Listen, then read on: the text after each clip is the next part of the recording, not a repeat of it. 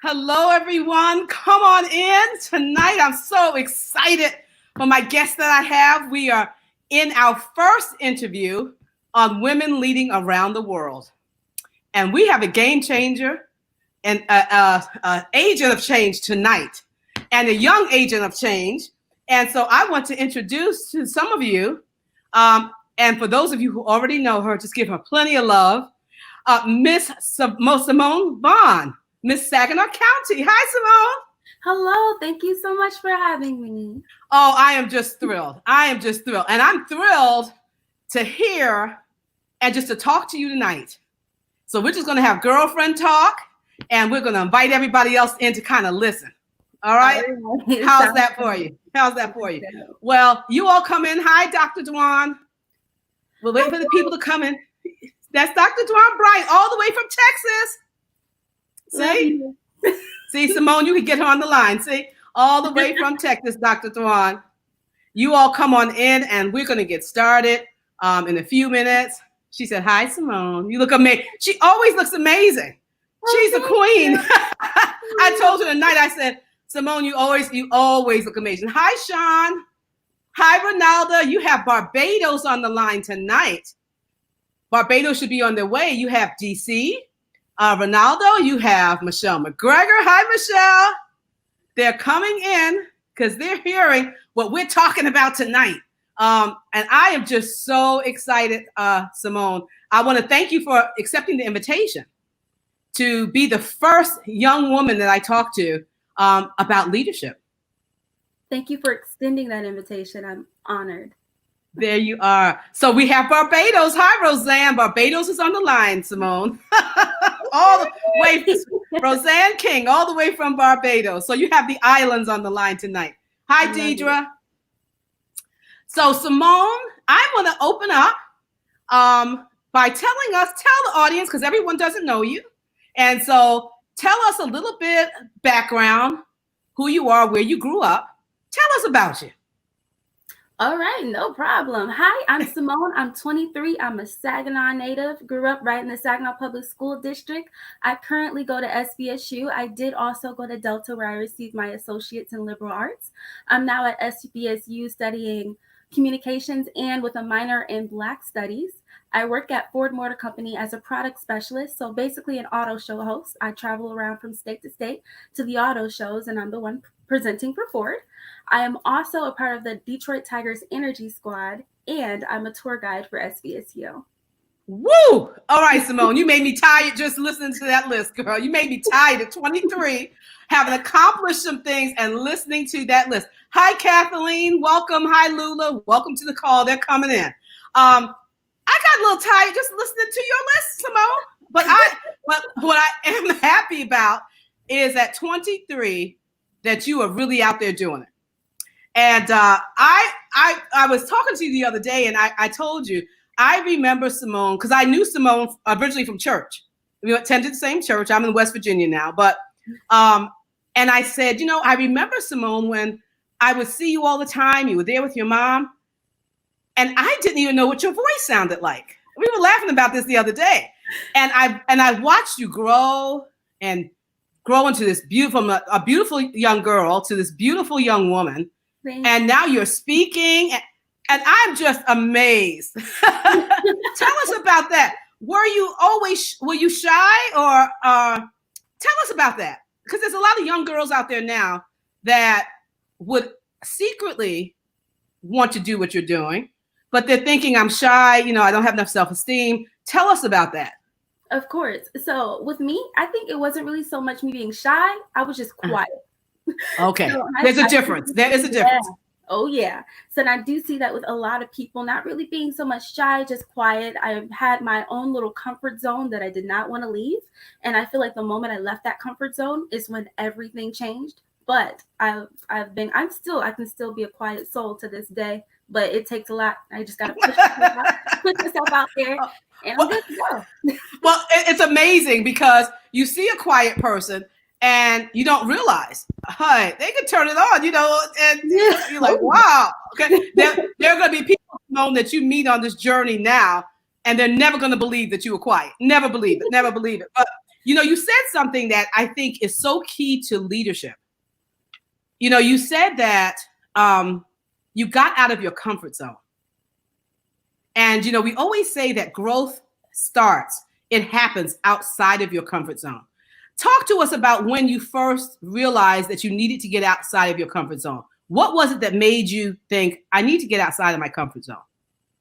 I noticed I was too content with the regular flow of things. And it got to the point where I was just like, I want to see what's on the other side of that door. And I don't want to wait for someone to open it for me. I want to knock it down myself. So it did take, all right, girl, all right. Knock it down, Smoke, knock it down. It did take me a while to build up the momentum and everything like that to actually do it. But once I did, it was a life changer for me. And I feel like still reaping the benefits of knocking that door down. So honestly, I did also hear a lot of people say, you're not doing what you need to be doing if you're not uncomfortable. So if it doesn't make you uncomfortable, you're not doing what you need to be doing. So wisdom from a young soul. That is so much wisdom, Symone, because we do get complacent. And it could be at a young age we're complacent. It could be at 30, at 40, at 50, we get complacent. But I've always believed there's something more. And so for you to say, there's something on the other side of that door, and I'm going to knock that door down. I'm not going to wait for somebody to open it. I'm going to go and get it for myself, is a wonderful thing. So I want to go back to when you were a little girl, Symone, because you are now all over the place. You're Miss Saginaw County, but you've also been Miss Bay County. Tell us about the other titles that you've held, because you've held other titles. Yeah, so I've actually held a total of 13 or 14 titles. Wow. One of those two numbers. So she lost count. Yeah. Mrs. Bay County and Miss Saginaw County have been held within the Miss America organization that does, so the Miss America organization, that's, it starts off at local and you do go off to compete for Miss Michigan and from there Miss America. So. Wow. That's a lot of titles, Symone. A lot of representation. Oh, yeah. So tell us, what did you always want to be in pageantry? Because there are a lot of women out now and they're looking at their daughters, maybe putting them in pageants, even the young men, the pageants for young men. Did you always want to be in pageants, and how did you start in the arena of pageantry? Yes, actually, I always wanted to do pageants. I remember back to the time I'd say I was around 6, and that's when I first found out about pageantry, and I was like, I want to do it. And I actually did not get the opportunity to compete until I was about 15 or 16. But for those 10 years, I was just pushing, like, I want to compete. But I feel like there's so many, I don't know if it's like a social norm or what it is, but like a stigma against competing in pageants. And I really don't disagree with it when it comes to the African-American community. They feel like, oh no, that's not for us, that's for them. Or, that's not a Black thing to do. And it really frustrated me because I feel like once I started competing in pageants, everything changed for me. I started to receive so many connections, so many doors started to open. 2 of my jobs, becoming a part of the Detroit Tigers Energy Squad and becoming a auto show host for Ford, both came from pageantry. So those doors just began to open for me, and I just feel so frustrated and horrible for the girls who listen to those people who tell them not to do it because of those social norms. Well, that's the reason you're here tonight, because you're busting down those myths tonight, okay? Yes. Because I've known young women, Symone, that have paid for school. They've done all types of things with pageantry. And the other thing that we're going to talk about in a little while, that pageantry gives you a platform. Oh, yes. A lot of us have a message, and it gives you a platform to say, okay, what's your message to the world? What do you want to take to the world? So I'm glad that you are talking about really breaking down those myths as to really what it is, because a lot of women go and they are able to go to college. They're able to go on scholarship. They're able to travel the world depending on, the pageant they're in. Now, I know when we had talked previously, you were talking about how to know the difference. There are differences in pageants, so you have to do some research. So tell us about that. About what did you mean by that when you said you have to do a little research? Yes. So when competing in pageants and deciding that you do want to compete in pageants, it's very diverse. So you can compete in a pageant where they're literally judging you off how you look, or you can compete in a pageant where you're going to earn scholarships off of it. You're literally going there to show that you can be a mouthpiece for your community and go on to be a true leader. So it literally just depends on what you're looking to get out of pageantry. Because I have friends who have paid thousands and thousands of dollars just to get a plastic crown and they're proud of that. And I'm like, okay, you do you. But then there's other girls You do you. yeah, like there's other girls who pay $50 or $100 to just enter the pageant and then end up getting their entire college career paid for. So Wow. It really just depends on why you're in it. I love that, Symone, because I think in life that we need always to consider the end from the beginning. Why am I doing this? What am I looking to get out of it? So you are just really confirming a lot of leadership principles, Ms. Symone, in terms of, how to lead. And, I was always wondering, I mean, obviously you're a leader because we know, if you define leadership very simply, it's influence. And you have this platform, you have influence, you have young women that are looking at you or young girls that you don't even know about. And that's the beauty of it. You don't even know they're looking at you. One day they'll say, oh, I saw you.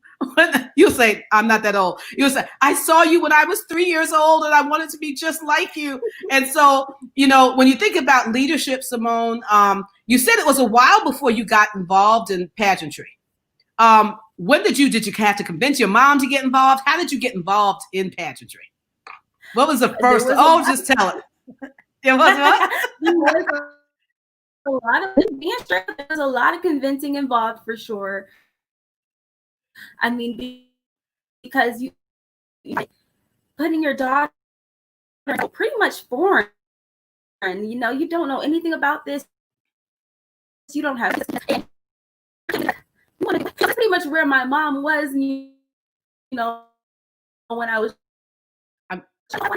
I think okay, and so it would have a lot to do with my mother, but also I would have to say a lot to do with my surroundings, the community around me was very kind of like against that. Like, you can't do that. You just, what's your talent? What you gonna do for this? And they were coming up with all these excuses with why I wouldn't fit in and why I would not be the perfect fit for there. So actually going into my first pageant, I was extremely intimidated because there were girls there who parents are extremely wealthy and spending all this money on them.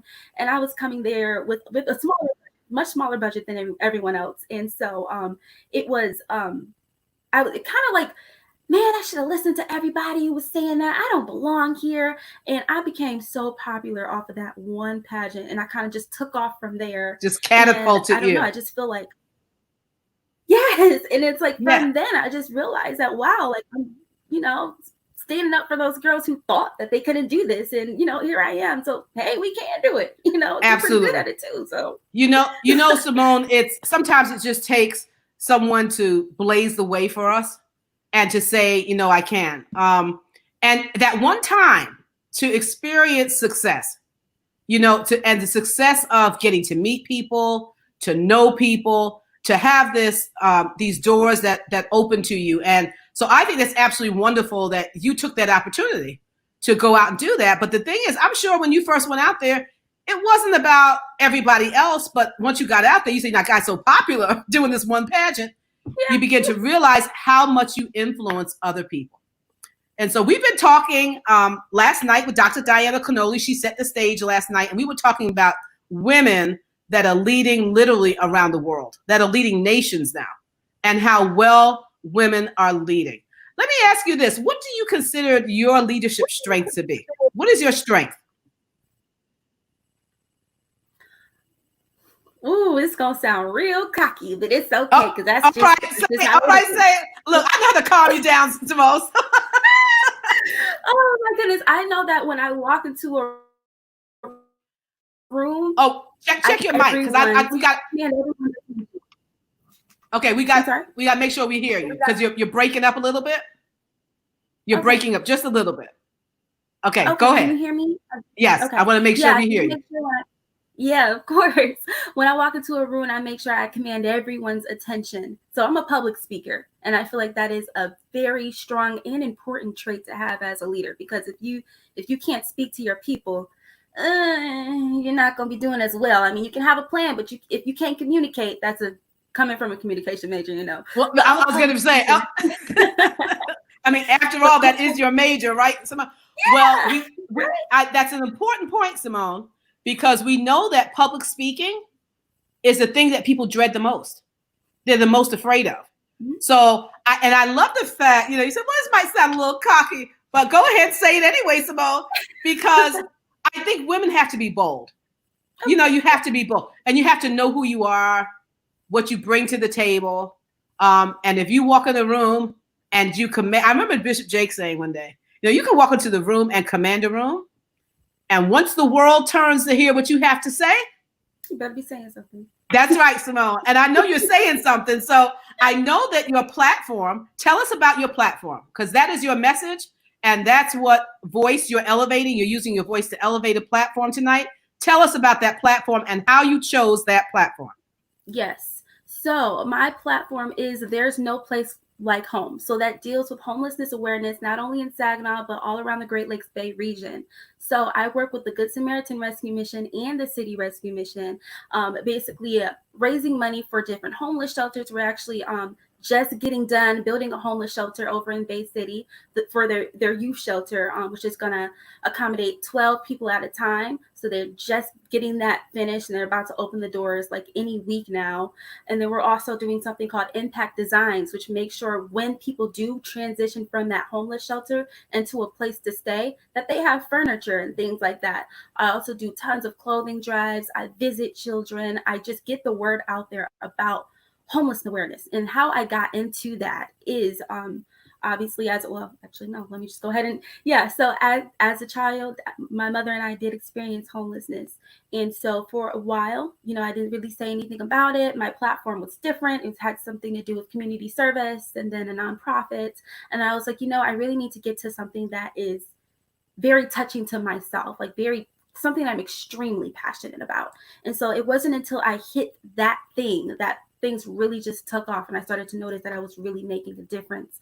So being able to partner with the Rescue Mission of Mid-Michigan, sorry, it can be like a tongue twister sometimes, has been like a tremendous experience for me. And I've been able to talk at numerous schools, not only in Saginaw, but in Bay County as well, and get to know people's story. And it was just crazy. I was sitting down in a first grade classroom, telling my story basically. And a little girl came up to me and she was like, "You're just like me."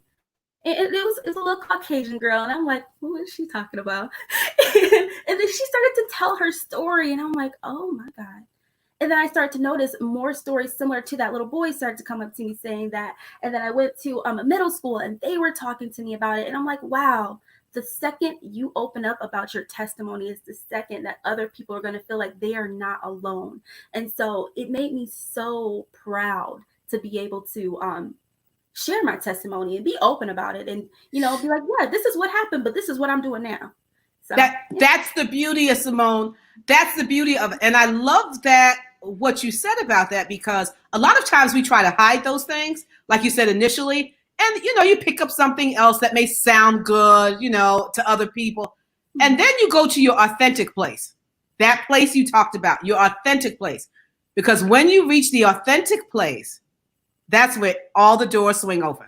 All the doors swing open. Mm-hmm. So I am so proud of you for going to that place, but not only going to that place, Simone, but elevating.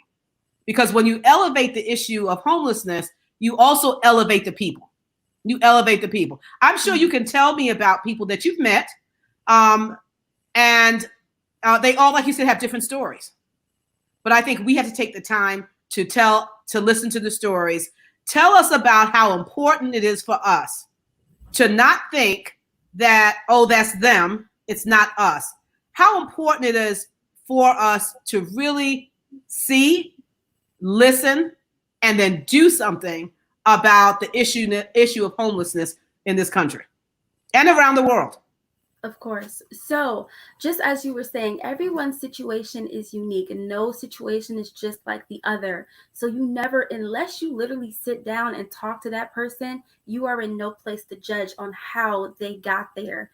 I've been able to sit down with so many people. Some people have these horrible, sad stories where they should not have ever been in that situation, but that's just what happened. That's what they had to go through. And there's other people where it's like, you know what, this is what I did, and and so there's and then there's people right in the middle of that. And so you never know unless you sit down and you meet with them and you get a chance to literally talk to them. And I don't know, there's so much I can say on that because I get frustrated sometimes. And sometimes when people think, oh, go talk to people who have experienced homelessness, they try to use it as something for their own good. Like, oh yeah, this is what I did. That's not what I'm talking about at all. I'm literally saying build a relationship with them, see what they went through so you can better understand the issue yourself. Absolutely. And, yeah, I think Absolutely. I think that's the biggest thing for sure. And that's your platform, but we all have something that we can contribute. There was this physician I saw during COVID crisis on CNN, and one of the things that he does specifically, he goes out into the streets, Simone, for those who may not be in the shelter. They may not be able to have, housing in the shelter, but they're maybe living on the street. So there are different levels on that continuum of homelessness. And he goes out and he would make sure that they had the things they needed, and that he would provide medical care for them. And so I think each one of us has a role to play. Tell us, with the agencies that you've worked with and the things you've done, tell us some of the things that you see that we can actually do. The average person who says, well, I don't know what to do. What is it that we might be able to do to help? So honestly, the first thing, you're watching this video, you are helping. You are becoming knowledgeable about the situation. And now that you're getting a better understanding about it, you can tell someone else. That costs absolutely nothing. You don't got to get in your car and drive nowhere. You don't got to donate to anything. You're literally just becoming informed about it. Go to your local, I don't know. I mean, I know not everyone here is from Saginaw or even Michigan. Mm-hmm. So go to your local homeless shelters Facebook page, because a lot of them do have Facebook pages. And if not Facebook page, just their website. And like their page or share their website on your social media platform. Those are things that don't cost a thing. But as we all know, social media is one of the strongest forces out there right now. So if you were to do those things, that's something that doesn't cost a dime. You don't have to be in interaction with anybody. You're literally just getting the word out. Now, you can always also donate. We have all types of different events that happen throughout the year. Obviously, right now, due to the things that are going on, a lot of that has been canceled. But for here specifically in Saginaw, we do have Hoops for Homeless. We have the Hockey for Homeless. We have the Radiothon that happens during Christmas. We have a few golfing events. And then we also have a few things that takes place during the summer that you can take part in. And then also we do clothing drives all the time. I know that for right now is on hot, but usually there's clothing drives, coats for kids as well. There's so much, like the possibilities are endless for what you'd like to do. It just depends on how much. Awesome. Awesome, Simone. Awesome. So tell us about what's next for you. I want to find out. See, I like to get the jump. I like to find out what's next. Now, don't tell us all the secrets, but tell us, what would you like to do? Where do you see yourself, if you know, and even the next year or 2 years? What are some of the things that you still like to do? So right now, I'm actually planning to start a scholarship for people who have experienced homelessness. I'm planning to have this just for high school juniors and seniors, and they'll just basically write up what they went through when they were homeless, or even if they happen to be experiencing homelessness at that moment, just talk about that situation. And from there, I want to give out scholarships to those people. I'm obviously not for sure on how much or the details or anything like that, but this is something I want to do within the near future, within the next few years, hopefully 2-3 years, get that up and going. But that is my main goal for right now. I do also graduate in the spring. So that's also fun. Yay! So I am obviously doing a lot right now with my career as far as sport goes.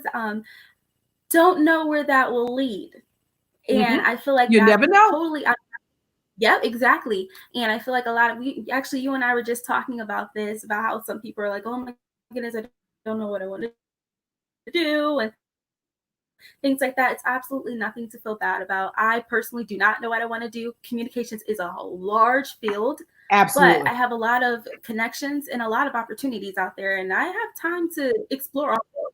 So Well, Symone, that's the beauty of being in your 20s. That's why I wanted to do this segment with young women leaders. Because, I was sharing with you, I said, we tell kids what to do all their life, and then they turn 18 and they say, and then everybody starts asking you when you graduate, well, what do you want to do with your life? And they expect you to have an answer, right? And so a lot of times in your 20s, it is. It's a great time to get exposed to different places and people and find out that thing that makes your heart beat. You already know that you're passionate about homelessness. And with communication, you just never know where it's going to lead you. It's never know where it's going to lead you. So I would tell you to continue to make those strides, meet people, as many people as you can from as many backgrounds as you can. And, as you said about homelessness, Symone, don't assume, don't make assumptions. Come to the table and actually meet people from a place of curiosity. I really want to know who you are. And there are people on here tonight that's so funny. They've known you for years, but they're finding out about Simone Vaughn tonight. They're like, I didn't know that about Symone. So tell us, Symone, what are some of the things that you like, that you just like to do in your spare time for fun? What are those things to get to know you as a person, your favorite color? What are those things about you that people may not know? Okay. Yeah, I was going to go there. I like to eat. I saw you with those burgers, girl. Yeah, I like to eat. I like ribs. I like all that. You're a foodie. You're a foodie, as we say. Foodie. You're a foodie. Yeah. Yeah, that'll take you around the world. I love to travel as well. So I love my job. It allows me to travel. But food and traveling, if I could get paid to do just that. You really could. Hey, Symone, you really could. You could be a foodie and you could travel around the world and experience all the cuisines and then do a talk show, invite people into the different. I do. That's right. Yeah. Hey, why not you? Why not you? Well, what do you like to do to have fun? I mean, are you more of a in-home body? You like to get out? Are you a sports person? I mean, what do you like to do for fun? I like to eat. I'm sorry. I'm gonna have to help you.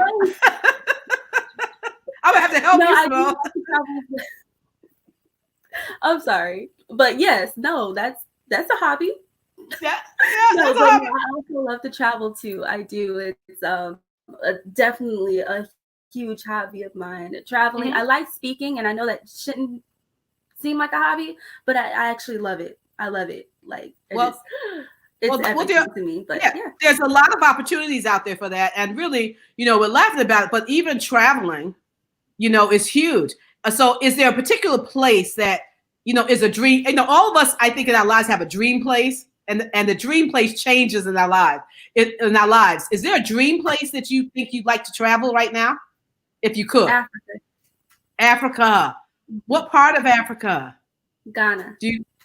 Ghana. Oh, all right. We have to make that happen. We have to make it happen. Well, in the next couple of years, we have to make that happen. We've had several contingencies from Saginaw that have gone to Africa. My first time in Africa was with a contingency from Saginaw Valley to Ghana, and it was just absolutely beautiful. And I believe that's a great experience that you should have. And so we're going to try to connect you with people, and we're going to try to make that happen. Of course, after COVID's over with. Okay. Okay. We're going to try to make that happen. Absolutely. So what have you, I know that you local, you said you grew up in Saginaw, right? Okay. Mm-hmm. Tell us about community, because you have, you expressed to me that your heart really is community.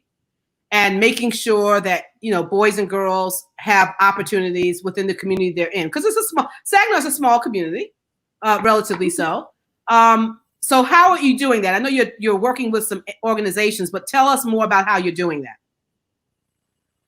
Well, I feel like for the longest, when it comes to being Miss Saginaw, and I did say this a few weeks ago, we haven't really been involved a lot within the city of Saginaw.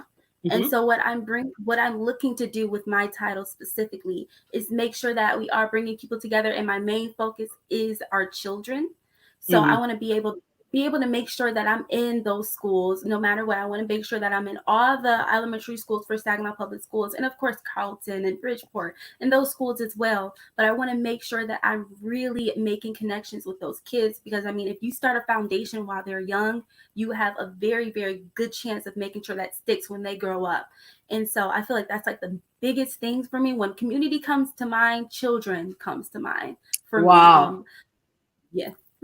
That is so awesome, Symone, because we know that what our children become is who we are going to become. It really is. And I always believe it's so important to sow into children. It could be financially, it could be by words, it could be by deeds, but it's important to sow into a child. And you know, in the community, it used to be that we considered ourselves a village. And we kind of moved away from that. I think we're moving back toward that we're a village. So I watch out for you and you watch out for me. How important tell me about perhaps some words or things that have been spoken to you in your life that have been positive, that have helped you, or that you tucked away maybe in your memory, no matter how little or how small it is, that it was important to you. Someone said something to you that was very positive, and you thought, you know what, I could do that, or it made you think differently.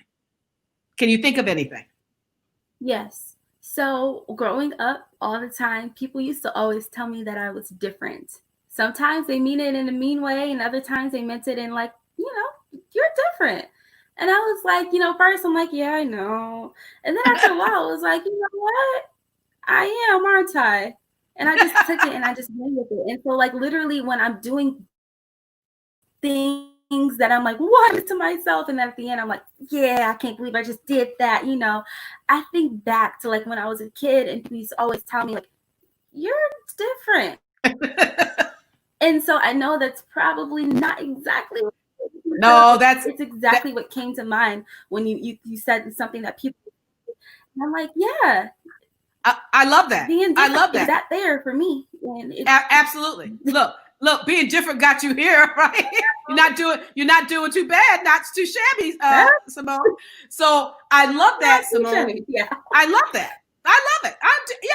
But you know what I love when you were talking about it?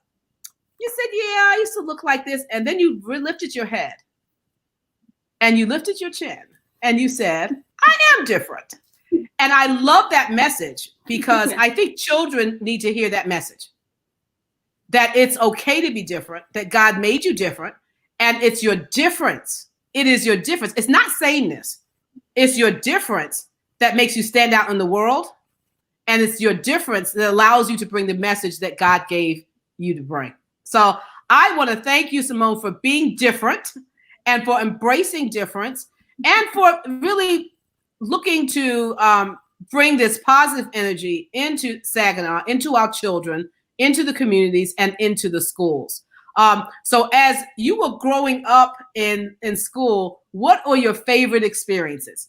Because if you're in school and you're talking to children, what are some of your favorite experiences from school? The things that they would say, oh my goodness. You do mean like when I'm visiting schools and yes. Talking to the kids. Yes. The things kids say the darndest things. Kids say darndest things. True. It's like this one kid got in an argument with her teacher, and I was like trying to like settle it because they were like, okay, it's time for Miss Saginaw to leave. I was at Hemider, I believe. And the little girl was like, no, like she was the teacher was like, oh yeah, it's time for Miss Saginaw to go home. And then the little girl's like, no, she goes to a palace. She's not going home. She's going to a palace. And like the teacher was like going back and forth with her, and she was so serious. And she's like, no, like she's a real. She's like, no, she's not a real person. She's a queen. She's a princess. She's going to a palace, and then she started getting upset with it. And I'm like, oh my God, like this girl. And like I'm trying to talk to her, and she's just looking at me like, no, you live in a palace. And I'm like, okay, now she's telling me, like, okay, girl, speak it. Yes, speak it. Prophesy over my life. I live in the palace. When you get to your palace, you will remember that little girl who said she's a queen. She lives in a palace. I love that story. I love kids are very they're very truthful. They tell you just like it is. If you really want to know the real deal, ask a child. And so, I love about you, Symone, that you're young, but you're young at heart. You're out there trying to make a difference. And so I think it is so important. So I want to now give you just a couple of, I'm going to make a couple of statements about leadership. And I want you to tell me, I want you to respond to it. Tell me what you think. Okay? What about the thought that you can do something good by yourself, but you'll never be able to do anything great by yourself? What do you think about that? I think of teamwork makes a dream work. That's all right.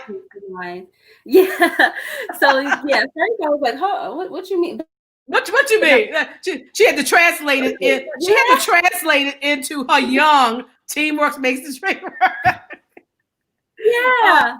No, but honestly, I feel like if you're working by yourself and you're like going off into your own lane, that's amazing. But sometimes you do need those connections. You need those people to those stepping stones to make sure that it goes from being good by yourself to being amazing and phenomenal with a group of people, with a team. I love it. I love it, Symone, because I'm serious. You can go to so many places. And I think that, as we've been reading, women tend to do that really well. And even though people say, women don't get along, but women tend to actually collaborate and reach out very well. So tell us about a time where you may have collaborated or done something with someone that was just amazing. It was just amazing. Can you think of a time? I'm trying to think, and I'm trying not to think of like a school reference, but that's kind of like what I'm going towards. So I do compete in forensics. So that's basically just public speaking. And me, I like to be in my own lane. I like to make my own speeches. And like, I don't like people critiquing me or doing anything like that. And so like when I came to the forensics team, I'm like, yeah, I'm a one-man show. I'm doing this. I'll write my speeches. I will perform my speeches. I don't need nothing. I'm gonna just be a part of y'all team just to get to I'm good. I'm good. Yeah. And so I got there and they're like, yeah, you're great, but this. And I'm like, are you critiquing me? Me? that is what we do. I actually started to work with them. And it's like the first competition I did, I got second place, but that was with me basically in my head being big-headed, like, oh, I got this, I can do it by myself. And then the second competition I went to, I won. And that was for like all of Saginaw Valley. And it wasn't, I was listening, I was when I was actually listening to my teammates and like listening to like their critiques and listening to, well, this is great, but what if you did it this way?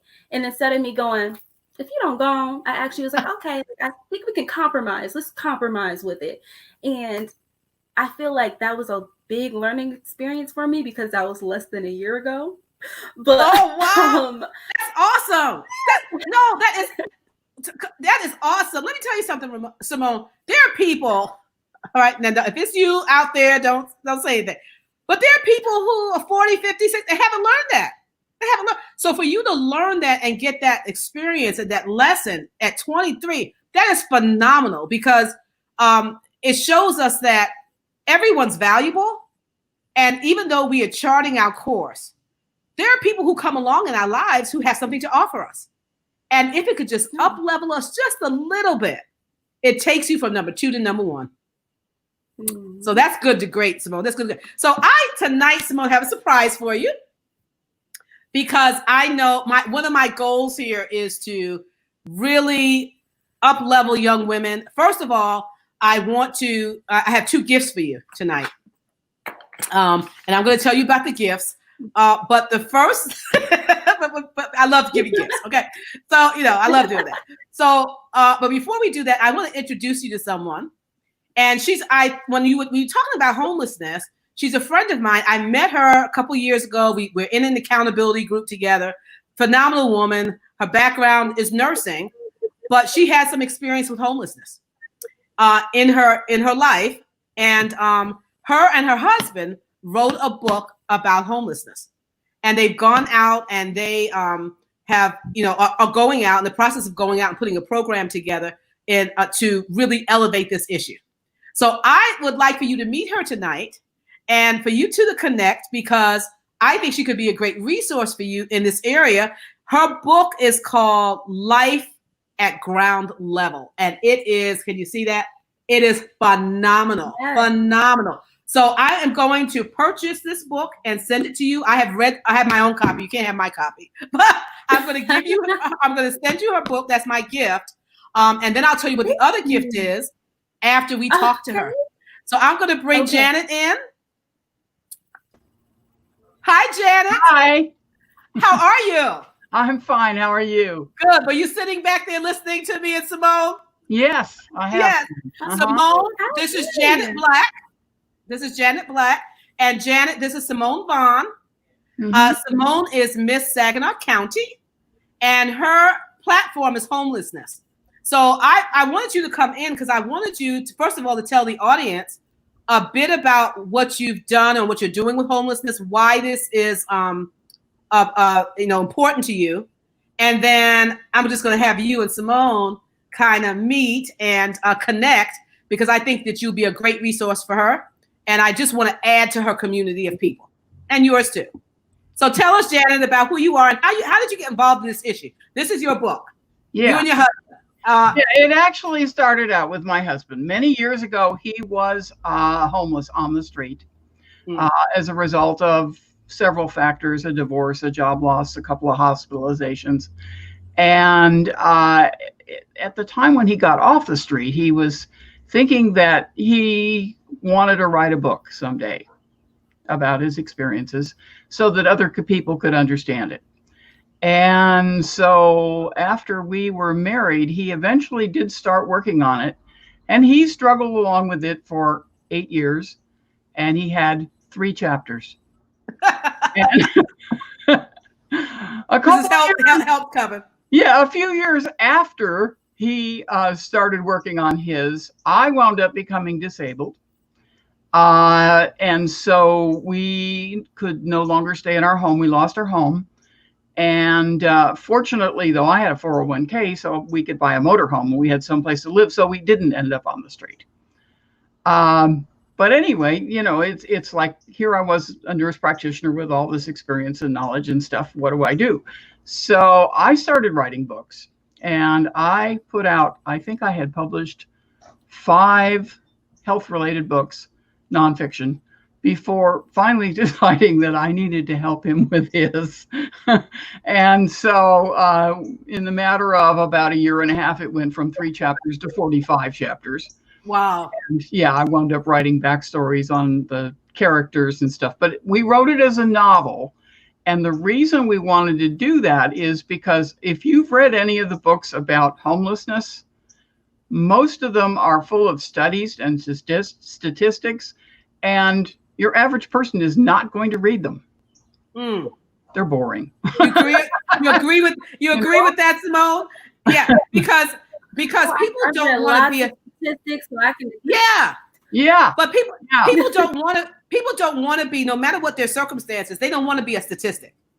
Right. They want to be. Right. I mean, we know we have numbers and data, but they want to be seen as a person, as a as a human being. And so I love the fact, Janet, that you've written this book as a novel. It just really takes us through the life, right, of this person. Yeah, and their experiences at ground level. A variety of homeless characters, so that you can hear even different stories. But I mean, that the main thing is it is a real engaging story, so that it's fun to read. And so people will actually read it, and at the same time, they'll be learning something. And so, this was our way of raising awareness about homelessness in a way, would be something that people would engage with. Thank you.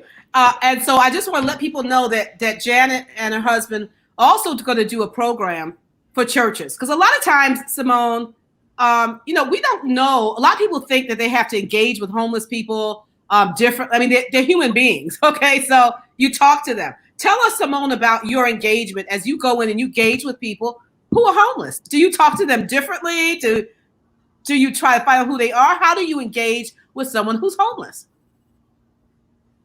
Honestly, you have to talk to them just like they're your friend. Like, because it's like, if you talk to them like, oh, hi, and how, it's awkward. Because like, you never know who actually has experienced homelessness. With me going out into school, things like that, and being able to even talk to my peers at SVSU, I found out like classmates of mine that experienced homeless, and one was actually going through it right then and there. But I had no clue. And so I was able to like build those personal relationships with those people. And honestly, you need to just like you will any other regular person, it's regular interaction. If you make it to the point where it's just awkward, you're gonna get an awkward response. Just Absolutely. be honest. Absolutely. So people.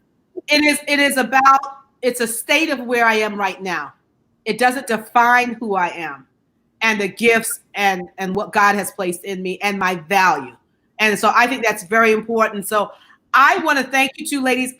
Shannon, I'm going to give the people, if you can give the people your website so that they can look for the book.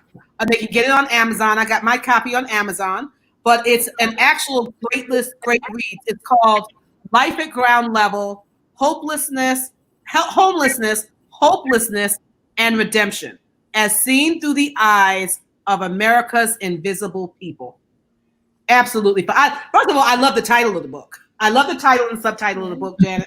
It's absolutely phenomenal. So is it okay for the two of you, for me behind the stage, to just connect you two so that you could be a resource for each other? I would love to do that. Okay? I would love to do that. Janet, tell us your website, please. It's loveatgroundlevel.com. Love at ground level? Ground level instead of life at ground level. Okay. Love. I love that. Okay. Planning to follow up with a couple more books. Okay. That kind of got derailed for the moment, but we got to get the course done first. Okay. But eventually the next one we want to focus on the youth and sex trafficking. Wow. Wonderful. We want to tackle for the next one. Yeah. Okay. So Janet, so it's loveatgroundlevel.com. Uh-huh. Thank you, Janet, for joining us tonight.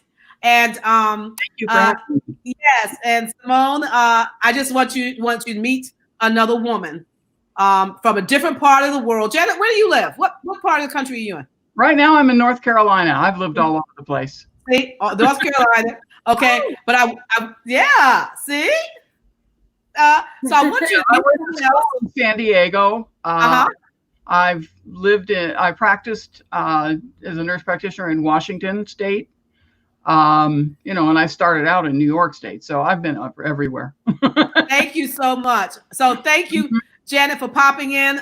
You were my surprise for Simone tonight, and I'm going to gift her a book, Life at Ground Level. But if you want to find out about the work that Janet and her husband are doing, it's I love that, loveatgroundlevel.com. Janet, thank you so much for joining us.